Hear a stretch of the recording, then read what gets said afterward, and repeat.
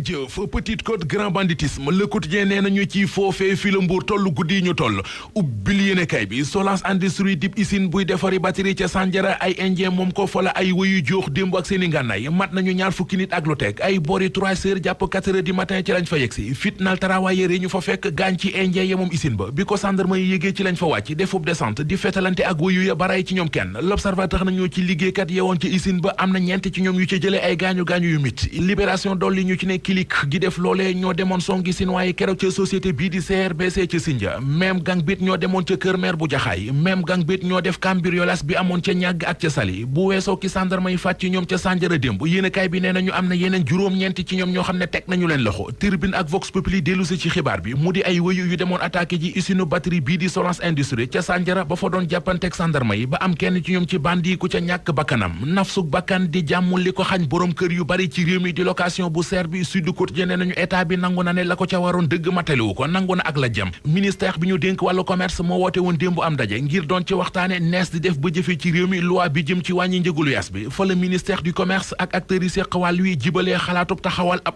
observatoire buy saytu mbiri location bi ci réew mi ak ni mu war a tëddee léegi ko nañu ay proposition yu am solo génn na ci réunion ba ngir wàññi njëgu location bi ci Sénégal benn moo di caution bi ñuy laaj ñiy luye bu mu weesooti ñaari weer commission bi ñuy jox agence yi courtier yi kiy luye ak ki moom këram di ko luye nañu bokkandoo fay ko buñ ci jógee agence immobilière yi ci réew mi ñu réglementé leen teg yépp ci yoon wooweet journal las wàcc ko mu di luyaas bi ak ni mu mel ci réew mi ni ko journal bi tuddee moo di secteur boo xam ne lu neex waay def sars yi tar na li texte yi santaane ci wàllu location jëfewuñu ko Momar Ndaw njiital Ascosen ni ñu ci biir yéenekaay bi mbir mi du neex a régler ndax depuis 2014 ministère des finances moo yore mbirum location te kenn mësu koo dégg mu wax ci li tax mu ne mooy mënee suta toog ci der ba noppi di jëw yàpp bailleur yu bari yi moom kër yi di ko luye ñoo nga biir ministère des finances ministre de l'intérieur Antoine Félix Diome mi ngi daanaka ci mboolem yéenekaay ñu xëyandool Source A Vox Populi Sud Quotidien ba ci journal L'Info Vox Populi nañu ministre intérieur Antoine Félix Diome démb ba ñuy inauguré police bu yees bi ñu samp ci unité 15 bu Parcelles Assainies fa la doon waxaleek mbaax gouverneur yeeg préfet yeeg sous-préfet yi ci réew mi ci jamono ji nga xam ne politiciens yu bari yu bokk ci nguur gi ñoo ngi ŋàññi doxalinu administration territoriale yi ci seen liste ñu rejeté ba di leen tuumaal ne nguur gi la ñu fi nekkal seen kilifa di ministre intérieur nee na leen démb seen ginnaaw bandang li leen war yéen a nga ca di ko defee ni mu waree journal L'Info nañu Diome dojji na préfet yeeg sous-préfet yi préfet yi ñuy ŋàññi ak a xarab ci réew mi am na ñenn ci ñoom ñu xëy yëkkati kàddu ci L'Observateur